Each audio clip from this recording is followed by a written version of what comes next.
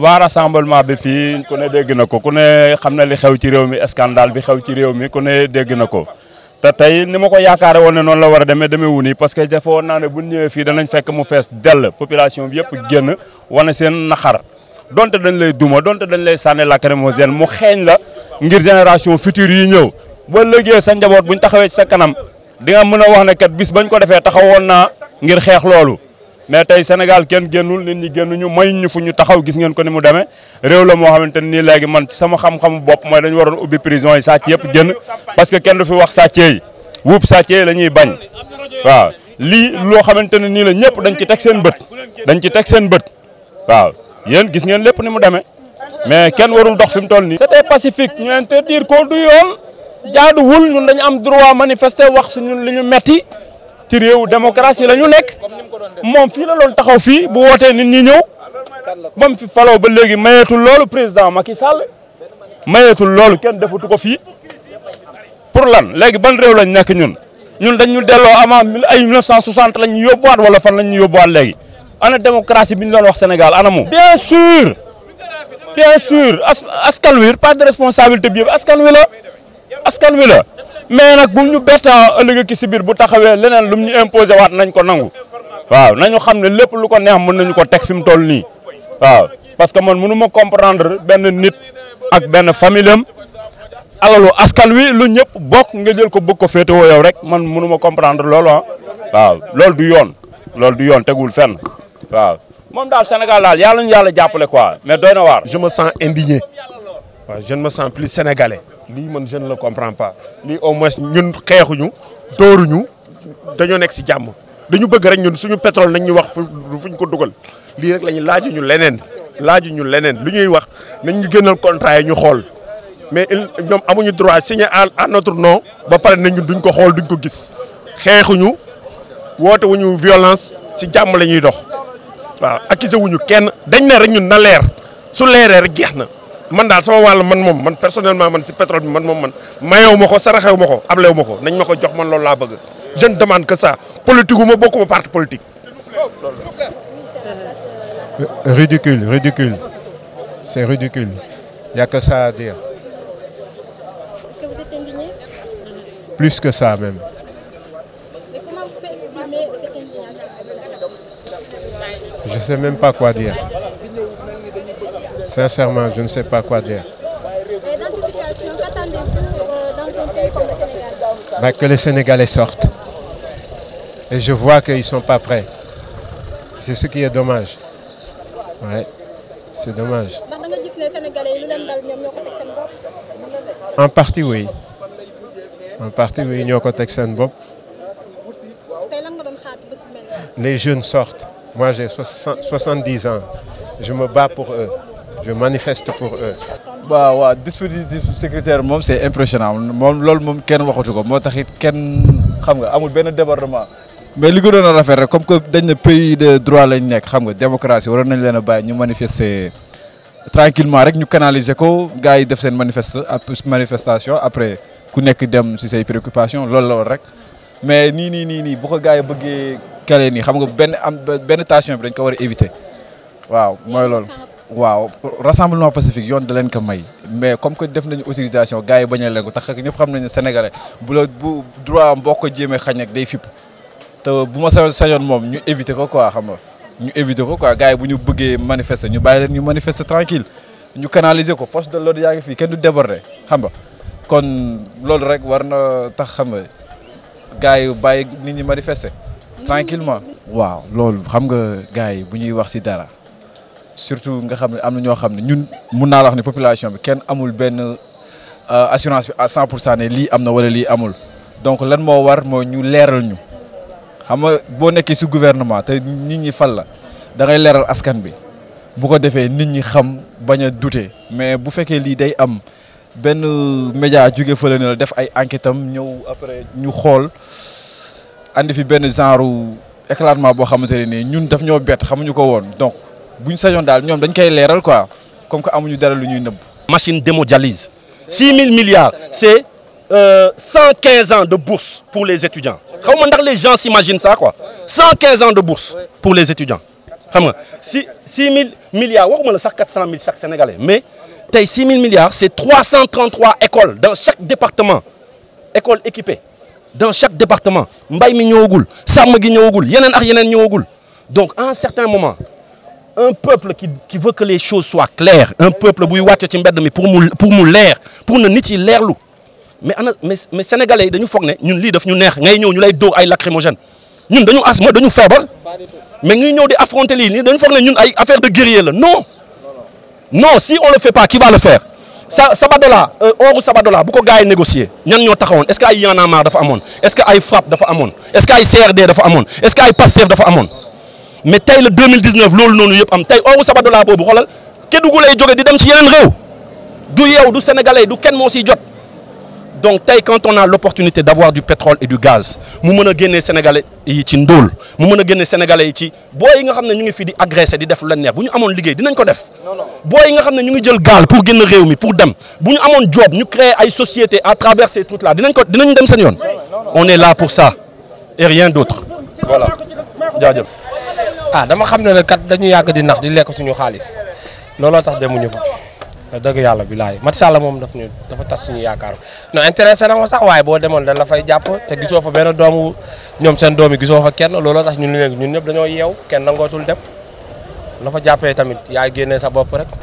situation bi kay neexatul résoudre parce que Sénégal moom léegi ñëpp ay sàcc la ñu moom waaw wax dëgg yàlla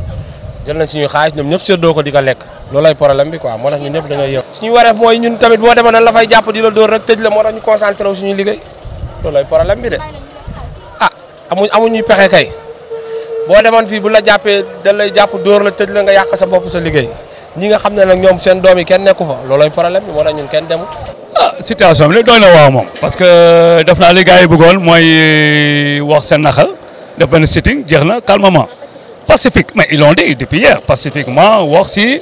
ku nekk wax seen naxal ñu encadré ñu comme c'est dans la constitution mais je trouve ça très normal kon lii yëpp jaru ko parce que lii day indi ay gën a nit yi gën a mer. gën a frustré am na ay maires yu doon daw fii tuuti oto mbëkk leen gaañu parce que am na maire xam ne xamuñu li lacrymogène tu vois tout ça jaru ko lii am na mais kenn waxul am na kenn waxul amul la vérité sortira mais bàyyi ñit yi manifesté wu après ku nekk ñibbi jeex na tàgg jamono ne nooy mais lii bu defee nii ça va continuer toute la semaine parce que gars yi tant que yow ñu taxaw place de l'Obélisque duñu bàyyi kon jaru ko man je crois que comme bu nekkoon ci constitution bi sax ñu mën a wax mais ñoom ñoo ko def ci constitution bi kon loo def ci constitution bi tey nga ne non waru mën a nekk y a problème on est dans quel pays si on dit que Sénégal dëkk boo xam ne référence la ci démocratie mais ñu ngi gën a dellu ginnaaw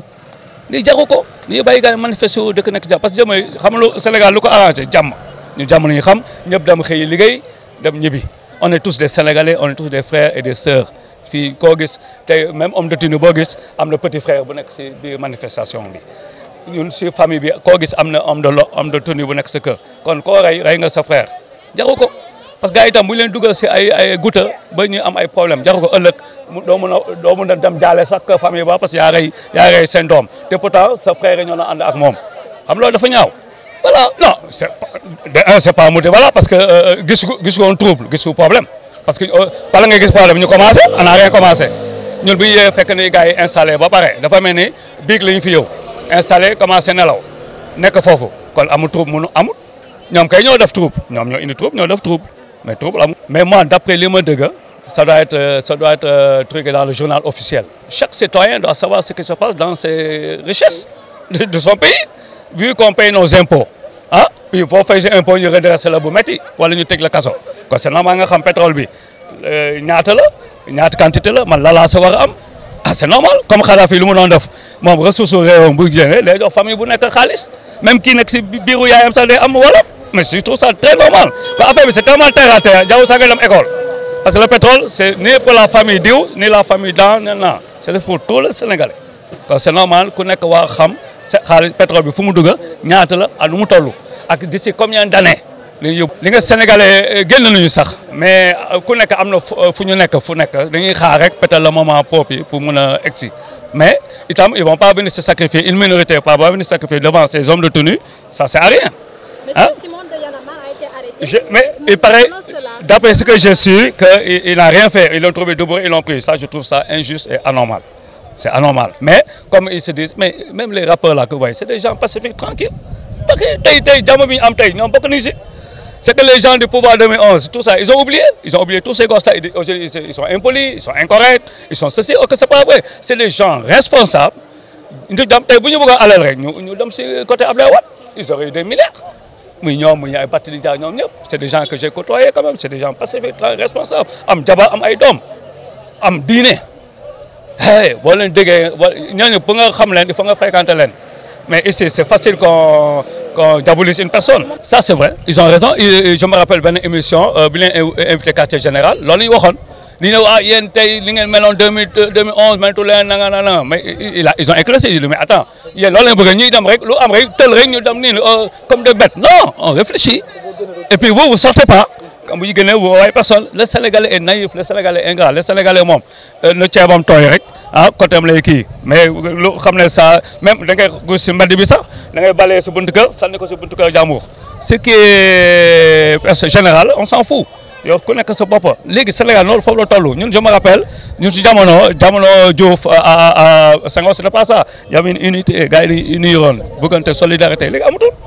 li bopp sa bopp on est pire que les Européens maintenant. du yomb parce que li tax du yomb mooy gis ngeen tey ni mu demee nii donc gars yi dañu woon seen manifestation bi defuñu dara quoi dañuy ñëw rek toog wax li ñu bëgg a wax dem doxuñu demuñu fenn quoi dañuy taxaw fii rek ci monument bi wax li ñu war a wax dem seen yoon mais gis nga boo xoolee monument bi fii yëpp kenn nekk fi lépp ay policier la dañu jalonné fii yëpp dañu jalonné mbedd bi yëpp amul nag but ba but fépp lañu jalonné parce que même boo xoolee même sénégalais yi génn nañ de jeunes yi génn nañ de mais problème bi mooy gars yi dañu leen a koj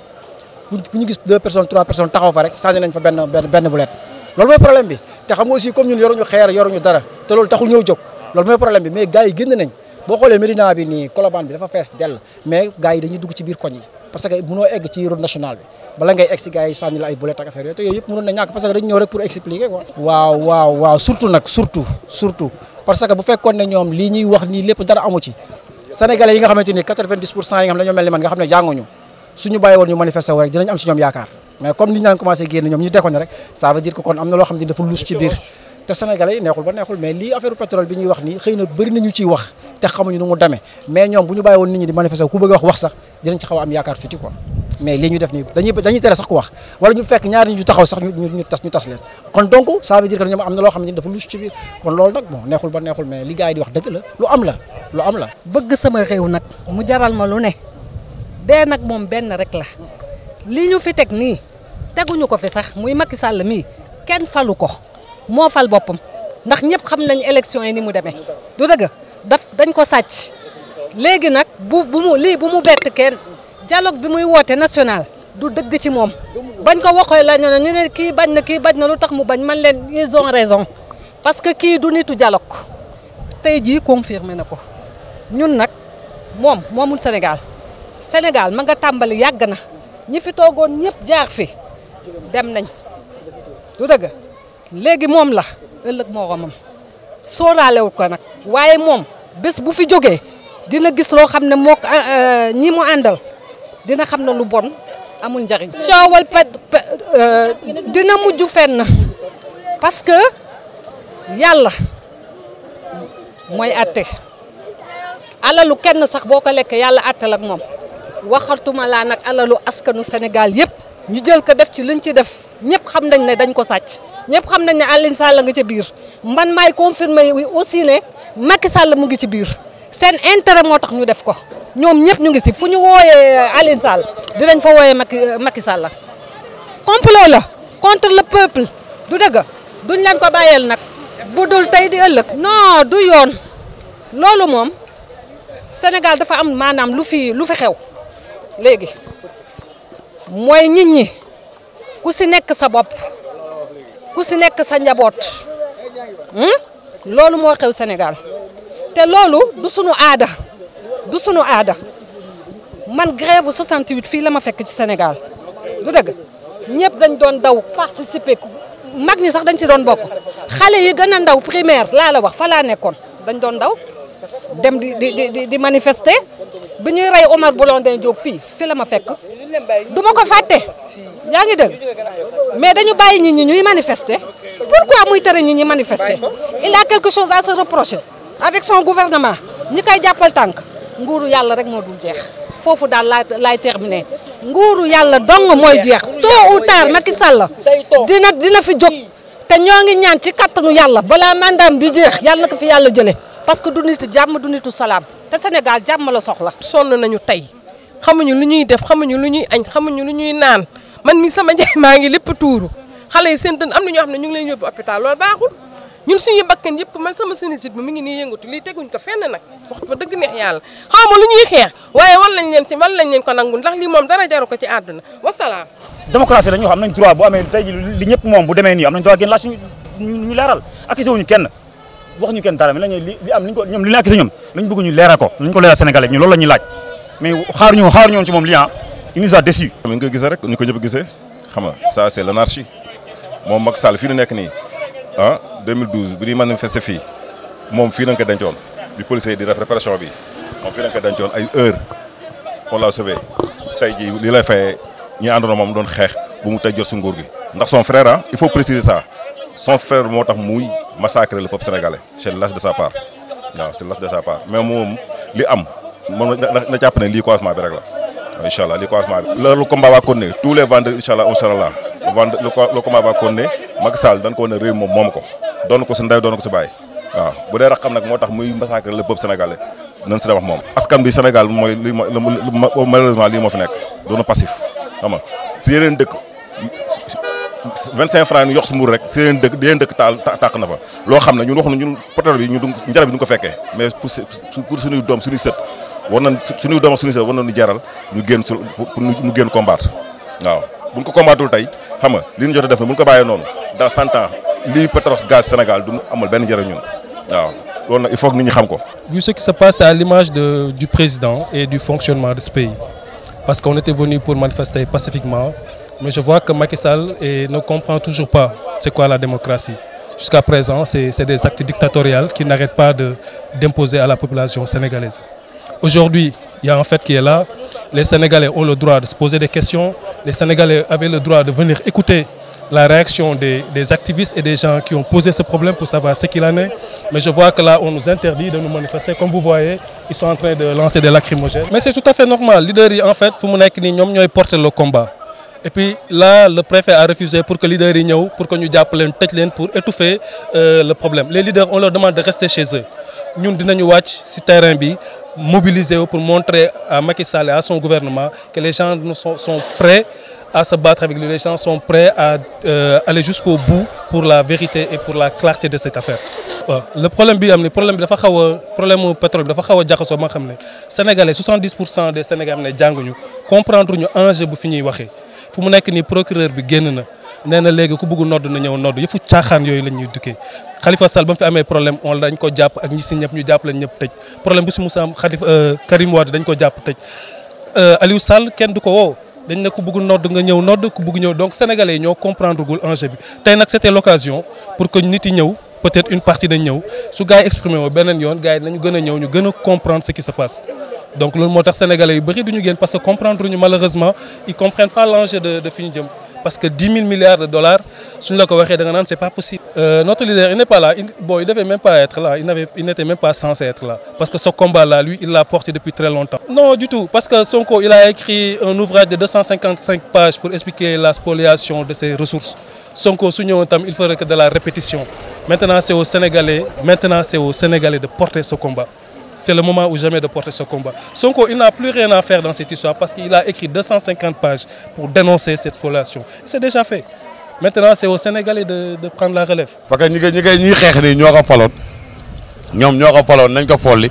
du dëgg du waxoon nañ leen ko ñu weddi ko léegi nañ ko folli ñu suñu yoon nekku ci yaa may dégg suñu 400000 may nañ ko sax na jël ma tabax 400000 may naa ko na jël nañ am jàmm rek ñi ko faloon nañ ko folli na leen rey bañ jeex suñu yoon nekk ci waxoon na leen ko mënu ko bu dee Tanor Dieng moo ko mënul di Moustapha Niass mënu ko booy bi dina ko mën ñu suñu yoon nekk alalu réew mi buñ koy paas di kañ la woon bi mu toogee leen ne mu ngi koy def Abdoulaye wax ko fi woon fii wax ko fi woon kon kay suñu yoon nekk ci bu fi kenn du xeex après ñu rey ma ma toog man ma ñàkk ak ni ñu reyee étudiants yi reyee ko ñeneen ñi ñu rey ma ñàkk sama yaay ñàkk du mujj fenn loolu duñ ko def Macky Sall jaranuñu ko dañ ko waajal rek te xam ne pare na ci rakk ji moom cey li koy xaar bu ko xamoon non ñu suñu yoon nekk ci pare nañ ci na def lu ko neex nu mu xool rek naka dawalee gétt gi ba mu pare léegi mu jeex yàggatul. bu teew daf maa jaaxal ndax man dama tey yem di dox samay soxla mënu maa dem bu ko mënu ma jàddal tout seul mais Sénégal warul doxee nii au moins nit ñi dañu nekk ci jàmm quoi lii moom bon wanewul jàmm daal te Sénégal du fi jàmm la boo xam ne ay kilifa yu bari jaar nañ ñaan fi ñaan yoo xam ne li ñu bëgg du am lépp lu xalaat dëkk yëngu wala lu tàkk am ci dëkk bi lépp dañ ko war a toog waxtaan yi négocier ko mais du ñu koy saafara li ngi déranger bu bari maa ko xamuñu